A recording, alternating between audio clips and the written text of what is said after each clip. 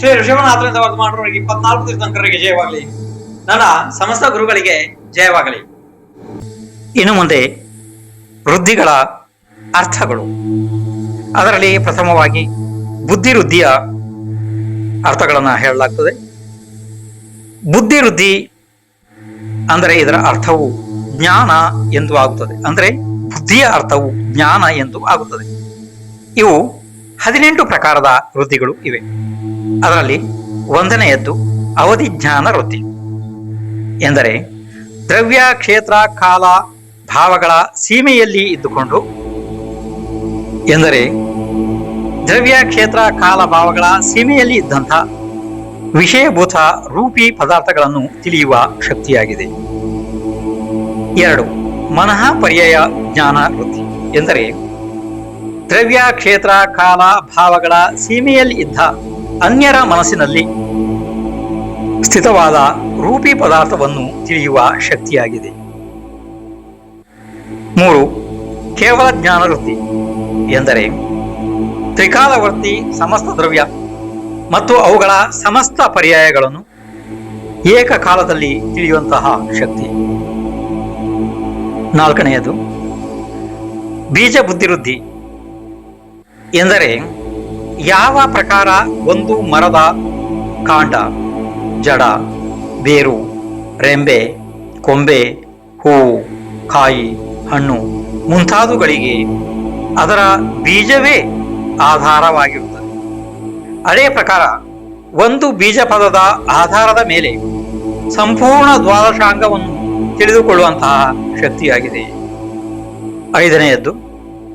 ಕೋಷ್ಠ ಬುದ್ಧಿವೃದ್ಧಿ ಎಂದರೆ ವಕಾರದಲ್ಲಿ ಇಟ್ಟಂತಹ ಧಾನ್ಯಗಳಂತೆ ಗುರುವಿನಿಂದ ಪ್ರಾಪ್ತ ಉಪದೇಶವನ್ನು ತನ್ನ ಬುದ್ಧಿಯಲ್ಲಿ ಹೇಗಿದೆಯೋ ಹಾಗೆಯೇ ಇಟ್ಟುಕೊಳ್ಳುವಂತಹ ಶಕ್ತಿ.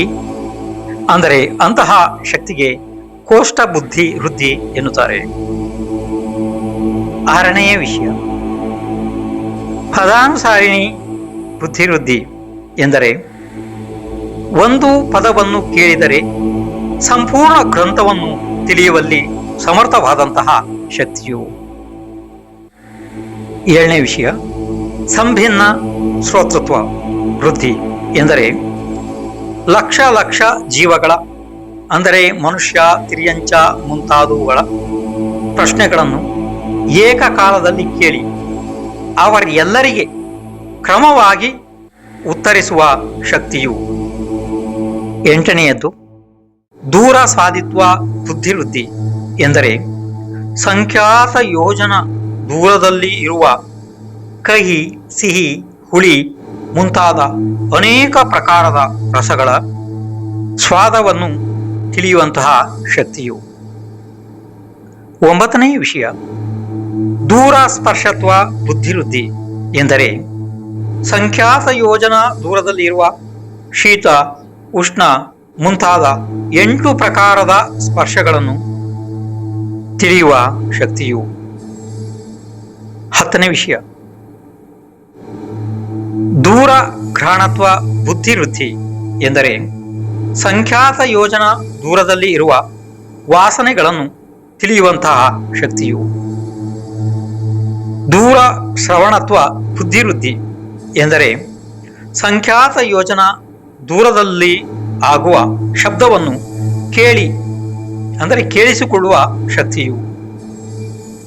12ನೇ ವಿಷಯ ದೂರದರ್ಶಿತ್ವ ಬುದ್ಧಿವೃದ್ಧಿ ಎಂದರೆ ಸಂಖ್ಯಾತ ಯೋಜನ ದೂರದಲ್ಲಿ ಇರುವಂತಹ ವಸ್ತುವನ್ನು ನೋಡುವ ಶಕ್ತಿಯು. 13ನೇ ವಿಷಯ ದಶಪೂರ್ವಿತ್ವ ಬುದ್ಧಿವೃದ್ಧಿ ಎಂದರೆ 11 ಅಂಗಗಳ ಅಧ್ಯಯನವಾದ ನಂತರ 10ನೆಯ ವಿಜ್ಞಾನುವಾದ ಪೂರ್ವ ಸ್ವಾಧ್ಯಾಯದ ಸಮಯದಲ್ಲಿ ರೋಹಿಣಿ ಆದಿ 500 ಮಹಾವಿದ್ಯೆ, ಅಂಗುಷ್ಟ ಪ್ರಸೇನ ಆದಿ 700 ಲಘು ವಿದ್ಯಾದೇವತೆಗಳು ಬಂದು ಸೇವಕರಾಗಿ ನಿಲ್ಲುತ್ತಾರೆ. ಆ ಸಮಯದಲ್ಲಿ ಯಾವ ಮಹಾಮುನಿ ಅವುಗಳ ಆಶೆಯಲ್ಲಿ ಬೀಳದೆಯೇ ವಿಜ್ಞಾನುವಾದ ಪೂರ್ವದ ಸ್ವಾಧ್ಯಾಯ ಸಂಪೂರ್ಣಗೊಳಿಸುವರೋ ಅವರು ಅಭಿನ್ನ ದಶಪೂರ್ವಿ ವೃದ್ಧಿಧಾರಕ ಮುನಿರಾಜರು ಇದ್ದಾರೆ. 14ನೇ ವಿಷಯ, ಚತುರ್ದಶ ಪೂರ್ವಿತ್ವ ಬುದ್ಧಿವೃದ್ಧಿ ಎಂದರೆ 11 ಅಂಗ ಮತ್ತು 14 ಪೂರ್ವಗಳ ಜ್ಞಾನ ಮಾಡಿಸುವ ವೃದ್ಧಿಯು. ಇವರು ಶುದ್ಧ ಕೇವಲಿ ಅಂದರೆ ಸಂಪೂರ್ಣ ಆಗಮ ಪಾರಂಗತ ಇರುತ್ತಾರೆ. 15ನೇ ವಿಷಯ, ಅಷ್ಟಾಂಗ ಮಹಾನಿಮಿತ್ತ ಬುದ್ಧಿವೃದ್ಧಿ ಎಂದರೆ 8 ನಿಮಿತ್ತ. ಅವು ಆಕಾಶ, ಭೂಮಿ, ಅಂಗ, ಸ್ವರ, ವ್ಯಂಜನ, ಲಕ್ಷಣ, ಚಿಹ್ನೆ, ಸ್ವಪ್ನ ಇವುಗಳ ಮೂಲಕ 3 ಕಾಲಗಳ ಸಂಬಂಧವಾದ ಶುಭ ಮತ್ತು ಅಶುಭ ಜ್ಞಾನವಾಗುವ ಶಕ್ತಿಯು. 16ನೇ ವಿಷಯ, ಪ್ರಜ್ಞಾಶ್ರವಣ ಬುದ್ಧಿವೃದ್ಧಿ ಎಂದರೆ ವಿಶೇಷ ಅಧ್ಯಯನ ಮಾಡದೆ ಸಮಸ್ತ ಶಾಸ್ತ್ರಗಳನ್ನು ತಿಳಿಯುವ ಮತ್ತು ಹೇಳುವಂತಹ ಶಕ್ತಿಯು. 17ನೇ ವಿಷಯ, ಪ್ರತ್ಯೇಕ ಬುದ್ಧಿವೃದ್ಧಿ ಎಂದರೆ ಗುರುವಿನ ಉಪದೇಶ ಇಲ್ಲದೆ ಕರ್ಮಗಳ ಉಪಶಮದಿಂದ ಸಮ್ಯಕ್ ಜ್ಞಾನ ಮತ್ತು ತಪದಲ್ಲಿ ವೃದ್ಧಿಯಾಗುವುದು. 18ನೇ ವಿಷಯ, ವಾದಿತ್ವ ಬುದ್ಧಿವೃದ್ಧಿ ಎಂದರೆ ವಾದ ವಿವಾದಗಳಲ್ಲಿ ಯಾರಿಂದಲೂ ಸಹ ಸೋಲದೆ ಇರುವ ಶಕ್ತಿಯು. ಇವು ಇಲ್ಲಿಗೆ 18 ಪೂರ್ಣ ಆದವು. ಇನ್ನು ಮುಂದೆ ವಿಕ್ರಿಯಾ ವೃದ್ಧಿ ಎಂದರೆ ಶರೀರದ ಸ್ವಾಭಾವಿಕ ಆಕಾರದ ಹೊರತು ಅನ್ಯ ರೂಪ ಆಕಾರಗಳನ್ನು ಮಾಡುವಂತಹ ಶಕ್ತಿಯು. ಇವು ಒಟ್ಟು 11 ಪ್ರಕಾರದವು ಇವೆ. ಇದರಲ್ಲಿ ಪ್ರಾರಂಭ ಈಗ 19ನೇ ವಿಷಯ, ಯಾಕೆಂದ್ರೆ 18 ಹಿಂದೆ ಮುಗಿದು ಹೋಗಿದಾವೆ ವೃದ್ಧಿಗಳು. ಇದು 19ನೇ ವೃದ್ಧಿ. ಅಣಿಮ ವಿಕ್ರಿಯಾ ವೃದ್ಧಿ ಎಂದರೆ ಶರೀರವನ್ನು ಅಣುವಿನಷ್ಟು ಸಣ್ಣದನ್ನಾಗಿ ಮಾಡಿಕೊಳ್ಳುವಂತಹ ಶಕ್ತಿಯು. 20ನೇ ವಿಷಯ, ಮಹಿಮಾ ವಿಕ್ರಿಯಾ ವೃದ್ಧಿ ಎಂದರೆ ತನ್ನ ಶರೀರವನ್ನು ಮೇರು ಪರ್ವತದಷ್ಟು ಎತ್ತರ ಮಾಡಿಕೊಳ್ಳುವ ಶಕ್ತಿಯು. 21ನೇ ವಿಷಯ, ಲಘಿಮಾ ವಿಕ್ರಿಯಾ ವೃದ್ಧಿ ಎಂದರೆ ಶರೀರವನ್ನು ಗಾಳಿಗಿಂತಲೂ ಹೆಚ್ಚು ಹಗುರ ಮಾಡಿಕೊಳ್ಳುವಂತಹ ಶಕ್ತಿಯು. 22ನೇ ವಿಷಯ, ಗರಿಮಾ ವಿಕ್ರಿಯಾ ವೃದ್ಧಿ ಎಂದರೆ ಶರೀರವನ್ನು ವಜ್ರಕ್ಕಿಂತಲೂ ಸಹ ಕಠೋರ ಮತ್ತು ಭಾರ ಮಾಡಿಕೊಳ್ಳುವಂತಹ ಶಕ್ತಿಯು. 23ನೇ ವಿಷಯ, ಪ್ರಾಪ್ತಿ ವಿಕ್ರಿಯಾ ವೃದ್ಧಿ ಎಂದರೆ ಭೂಮಿಯ ಮೇಲೆಯೇ ಇದ್ದುಕೊಂಡು ಬೆರಳಿನಿಂದ ಸೂರ್ಯ, ಚಂದ್ರ, ಮೇರು ಶಿಖರ ಮುಂತಾದವುಗಳನ್ನು ಮುಟ್ಟುವ ಶಕ್ತಿಯು. 24ನೇ ವಿಷಯ, ಪ್ರಾಕಾಮ್ಯ ವಿಕ್ರಿಯಾ ವೃದ್ಧಿ ಎಂದರೆ ನೀರಿನ ಸಮಾನ ಪೃಥ್ವಿಯ ಮೇಲೆ ಮತ್ತು ಪೃಥ್ವಿಯ ಸಮಾನ ನೀರಿನ ಮೇಲೆ ನಡೆಯುವಂತಹ ಶಕ್ತಿಯು. 25ನೇ ವಿಷಯ, ಈಶತ್ವ ವಿಕ್ರಿಯಾ ವೃದ್ಧಿ ಎಂದರೆ ಸಂಪೂರ್ಣ ಜಗತ್ತಿನ ಮೇಲೆ ಪ್ರಭುತ್ವ ನಡೆಸುವ ಶಕ್ತಿಯು. 26ನೇ ವಿಷಯ, ವಶಿತ್ವ ವಿಕ್ರಿಯಾ ವೃದ್ಧಿ ಎಂದರೆ ಜೀವ ಸಮೂಹವನ್ನು ವಶದಲ್ಲಿ ಇಟ್ಟುಕೊಂಡು ಅವುಗಳ ಮನಸ್ಸು ಇಚ್ಛಿಸಿದಂತೆ ಆಕಾರಗೊಳಿಸುವಲ್ಲಿ ಸಮರ್ಥವಾಗುವುದು. 27ನೇ ವಿಷಯ, ಅಪ್ರತಿಘಾತ ವಿಕ್ರಿಯಾ ವೃದ್ಧಿ ಎಂದರೆ ಕಲ್ಲು ಬಂಡೆ, ಪರ್ವತ, ವೃಕ್ಷ ಮುಂತಾದವುಗಳಲ್ಲಿ ಆರು ಪಾರು ಅಂದರೆ ಹೋಗಿ ಬರಲು ಸಾಮರ್ಥ್ಯತೆಯು.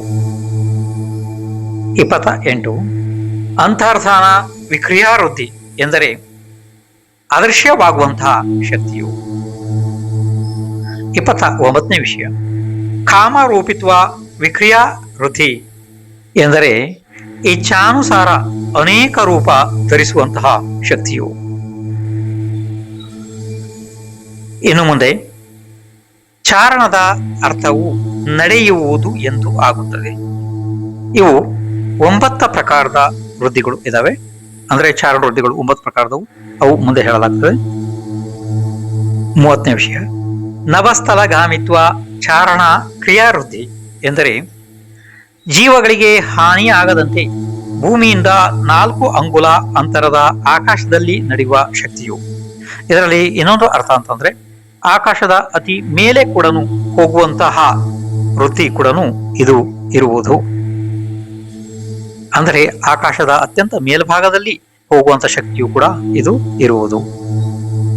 31ನೇದು ಜಲಚಾರಣ ಕ್ರಿಯಾ ವೃದ್ಧಿ ಎಂದರೆ ಜಲಕಾಯಿಕ ಜೀವಗಳ ವಿರಾಧನೆ ಮಾಡದೆ ನೀರಿನ ಮೇಲೆ ನಡೆಯುವಂತಹ ಶಕ್ತಿಯು. ಇನ್ನು 32ನೇದು ಜಂಘಾಚಾರಣ ಕ್ರಿಯಾ ವೃದ್ಧಿ ಎಂದರೆ ಮೊಣಕಾಲುಗಳನ್ನು ತಿರುಗಿಸದೆಯೇ ಭೂಮಿಯಿಂದ 4 ಅಂಗುಲದ ಮೇಲೆ ನಡೆಯುವಂತಹ ಶಕ್ತಿಯು. ಇನ್ನು 33ನೇ ವಿಷಯ ಫಲ ಪುಷ್ಪ ಪತ್ರ ಚಾರಣ ಕ್ರಿಯಾವೃದ್ಧಿ ಎಂದರೆ ಹಣ್ಣು ಹೂವು ಎಲೆಗಳಲ್ಲಿರುವ ಜೀವಗಳಿಗೆ ಬಾಧೆಯಾಗದಂತೆ ಅವುಗಳ ಮೇಲೆ ನಡೆಯುವಂತಹ ಶಕ್ತಿಯು. 34ನೇದು ಅಗ್ನಿ ಧೂಮ ಚಾರಣ ಕ್ರಿಯಾವೃದ್ಧಿ ಎಂದರೆ ಬೆಂಕಿ ಹೊಗೆಯಲ್ಲಿರುವ ಜೀವಗಳ ವಿರಾಧನೆ ಮಾಡದೆ ಅವುಗಳ ಮೇಲೆ ನಡೆಯುವಂತಹ ಶಕ್ತಿಯು. 35ನೇ ವಿಷಯ ಮೇಘಧಾರ ಚಾರಣ ಕ್ರಿಯಾವೃದ್ಧಿ ಎಂದರೆ ಮೋಡ ಮತ್ತು ಮಳೆಯಲ್ಲಿರುವ ಜೀವಗಳಿಗೆ ಬಾಧೆಯಾಗದಂತೆ ಅವುಗಳ ಮೇಲೆ ನಡೆಯುವ ಶಕ್ತಿಯು. 36ನೇದು ತಂತುಚಾರಣ ಕ್ರಿಯಾವೃದ್ಧಿ ಎಂದರೆ ಜೇಡರ ಬಲೆ ಹರಿಯದೆಯೇ, ಅಂದರೆ ಜೇಡರ ಬಲೆ ಹರಿಯದಂತೆ ಅಲ್ಲಿರುವ ಜೀವಗಳಿಗೆ ಬಾಧೆಯಾಗದಂತೆ ಅದರ ಮೇಲೆ ನಡೆಯುವಂತಹ ಶಕ್ತಿಯು. 37ನೇದು ಜ್ಯೋತಿಷ್ಚಾರಣ ಕ್ರಿಯಾ ವೃದ್ಧಿ ಎಂದರೆ ಜ್ಯೋತಿಷ್ಕ ಲೋಕದಲ್ಲಿ ಜೀವಗಳಿಗೆ ಬಾಧೆಯಾಗದಂತೆ ನಡೆಯುವಂತಹ ಶಕ್ತಿಯು. 38ನೇದು ಮರುಶ್ಚಾರಣ ಕ್ರಿಯಾವೃದ್ಧಿ ಎಂದರೆ ಮಳೆ ಬಿರುಗಾಳಿಯಲ್ಲಿರುವ ಜೀವಗಳಿಗೆ ಬಾಧೆಯಾಗದಂತೆ ಅವುಗಳ ಮೇಲೆ ನಡೆಯುವಂತಹ ಶಕ್ತಿಯು. ಇನ್ನು ಮುಂದೆ ತಪವೃದ್ಧಿಯ 7 ಪ್ರಕಾರಗಳನ್ನ ಹೇಳಲಾಗ್ತದೆ. 39ನೇ ವಿಷಯ ಉಗ್ರ ತಪವೃದ್ಧಿ ಎಂದರೆ ದೀಕ್ಷೆ ಸ್ವೀಕರಿಸಿದ ದಿನದಿಂದ ಮರಣದವರೆಗೆ ಉಪವಾಸಗಳನ್ನು ವೃದ್ಧಿಸುತ್ತಾ ಹೋಗುವಂತಹ ಶಕ್ತಿಯು. 40ನೇ ವಿಷಯ ದೀಪ್ತ ತಪವೃದ್ಧಿ ಎಂದರೆ ನಿರಂತರ ಉಪವಾಸ ಮಾಡಿದರೂ ಕೂಡ ಸಾಧುವಿನ ಶರೀರದ ಪ್ರಭೆಯು ವೃದ್ಧಿಸುತ್ತಾ ಹೋಗುವ ಶಕ್ತಿಯು. 41ನೇ ವಿಷಯ ತಪ್ತ ತಪವೃದ್ಧಿ ಎಂದರೆ ಉಂಡ ಕುಡಿದ ಆಹಾರ ಮುಂತಾದವು ಮಲ ಮೂತ್ರ ರೂಪದಲ್ಲಿ ಪರಿವರ್ತನೆ ಆಗದೇ ಇರುವಂತಹ ಶಕ್ತಿಯು. ಅಂದರೆ ಅದು ಅಲ್ಲಿಯೇ ತಪ್ತ ಅಂದ್ರೆ ಸುಟ್ಟು ಹೋಗುತ್ತದೆ, ಭಸ್ಮವಾಗಿ ಹೋಗುತ್ತದೆ, ಅದು ಮಲಮೂತ್ರ ರೂಪದಲ್ಲಿ ಪರಿವರ್ತನೆ ಆಗುವುದಿಲ್ಲ. ಇನ್ನು 42ನೇ ವಿಷಯ ಮಹಾತಪ ವೃದ್ಧಿ ಎಂದರೆ ಮಹಾನ್ ಉಪವಾಸ ಮುಂತಾದವುಗಳನ್ನು ಮಾಡಿದರೂ ಸಹ ಶರೀರದಲ್ಲಿ ಶಿಥಿಲತೆಯಾಗದಿರುವಂತಹ ಶಕ್ತಿ. 43ನೇ ವಿಷಯ ಘೋರ ತಪವೃದ್ಧಿ ಎಂದರೆ ಉಪಸರ್ಗ ಅಥವಾ ಭಯಂಕರ ರೋಗದಿಂದ ಪೀಡಿತರಾಗಿದ್ದರೂ ಸಹ ಅತ್ಯಂತ ಕಠಿಣ ತಪ ಮಾಡುವಲ್ಲಿ ಸಮರ್ಥನಾಗಿ ಇರುವುದು. 44ನೇ ವಿಷಯ ಘೋರ ಪರಾಕ್ರಮ ತಪವೃದ್ಧಿ ಎಂದರೆ 3 ಲೋಕಗಳನ್ನು ಎತ್ತಿ ಬಿಸಾಡುವುದು ಮತ್ತು ಸಮುದ್ರಗಳ ನೀರನ್ನು ಒಣಗಿಸುವುದು ಮುಂತಾದ ಮಹಾನ್ ಸಾಮರ್ಥ್ಯವನ್ನು ಹೊಂದಿರುವುದು. 45ನೇ ವಿಷಯ ಅಘೋರ ಬ್ರಹ್ಮಚರ್ಯ ತಪವೃದ್ಧಿ ಎಂದರೆ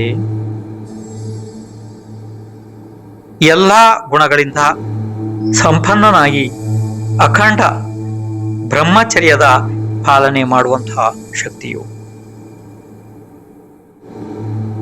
ಇನ್ನು ಮುಂದೆ ಬಲ ವೃತ್ತಿಗಳು 3 ಪ್ರಕಾರದವು ಇವೆ, ಅದರ ಬಗ್ಗೆ ಹೇಳಲಾಗ್ತದೆ.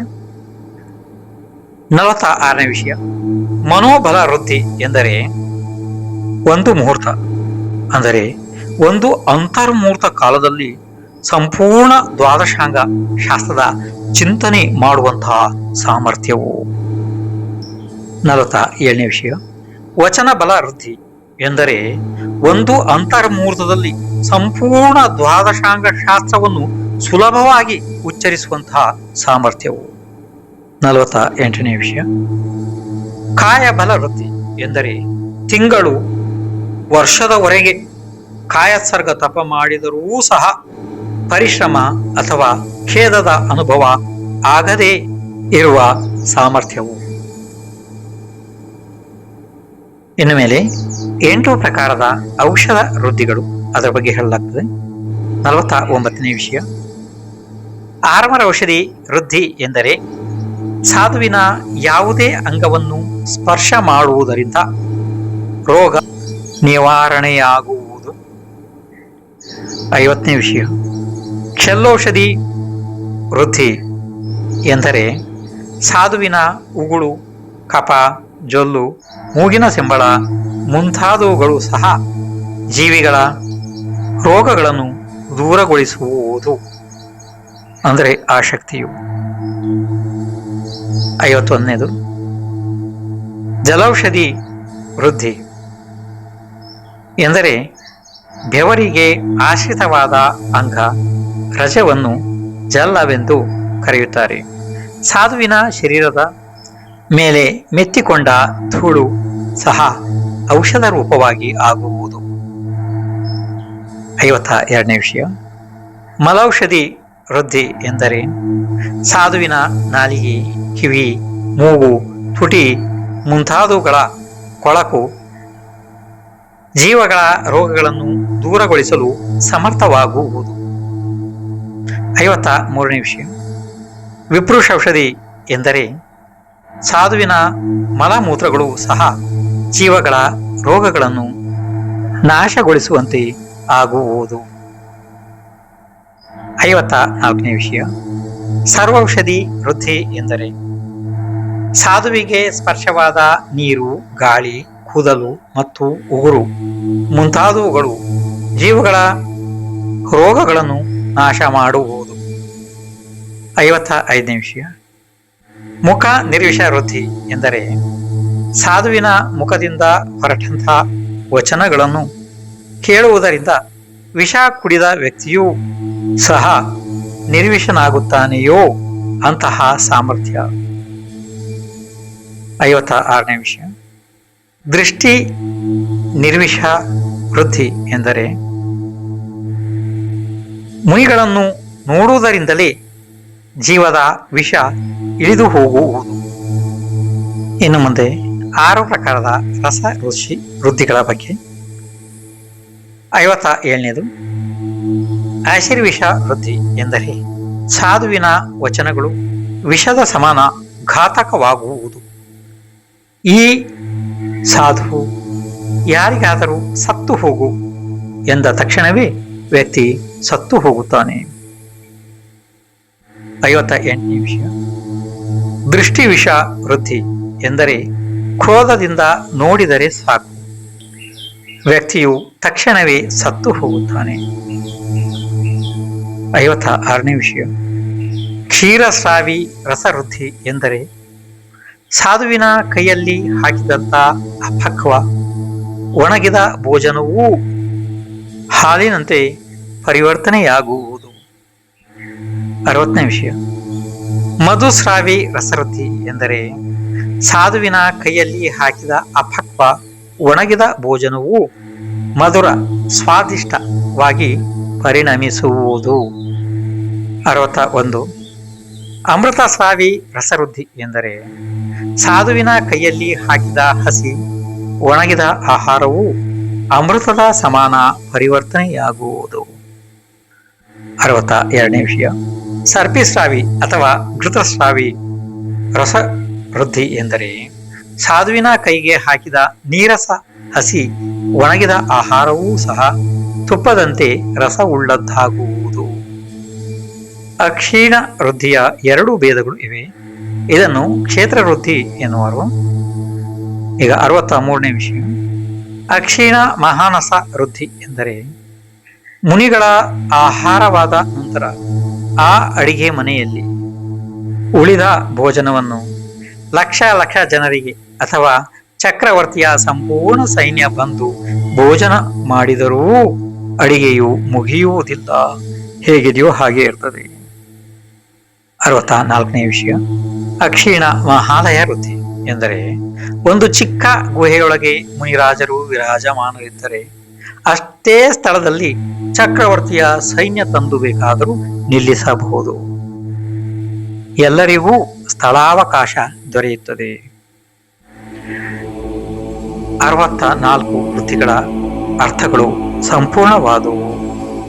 ಇನ್ನೊಮ್ಮೆ ನಿಮ್ಮ ನೆನಪಿಗಾಗಿ ಬುದ್ಧಿ ವೃದ್ಧಿಗಳು 18, ವಿಕ್ರಿಯಾ ವೃದ್ಧಿಗಳು 11, ಚಾರಣ ವೃದ್ಧಿಗಳು 9, ತಪ ವೃದ್ಧಿಗಳು 7, ಫಲ ವೃದ್ಧಿಗಳು 3, ಔಷಧ ವೃದ್ಧಿಗಳು 8, ರಸವೃದ್ಧಿಗಳು 6, ಅಕ್ಷೀಣ ವೃದ್ಧಿಗಳು 2. ಇವು ಎಲ್ಲ ಒಟ್ಟು ಸೇರಿ 64 ಆದವು.